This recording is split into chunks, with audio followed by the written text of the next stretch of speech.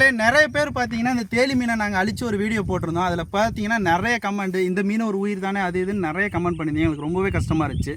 அந்த இடத்த பார்த்தீங்கன்னா சுத்தம் பண்ண கிட்டத்தட்ட எனக்கு 10,000 ரூபா செலவாயிருக்கு. அது பத்தாதுன்னு நாங்கள் ஒரு 5 பேர் ஒர்க் பண்ணியிருக்கோம். நீங்கள் தப்பாக கமெண்ட் பண்ணுறீங்க, ரொம்பவே கஷ்டமாக இருக்குது. இந்த மீனை வந்து ஏன் பிடிக்கிறோம், எதுக்கு பிடிக்கிறோம் நல்லா தெரிஞ்சுக்கோங்க.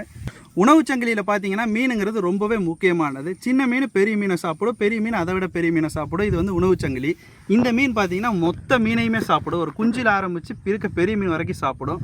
இதான் இந்த மீனை பிடிச்சிடுறோம். இந்த மீனை மொத்தமாக அழிக்கணும்னு நான் சொல்ல கிடையாது, கண்ட்ரோலில் இருக்கணும். இந்த மீன் கண்ட்ரோலில் இருந்தால் மட்டும்தான் நம்ம நாட்டு மீன் இனங்கள் இருக்க முடியும்.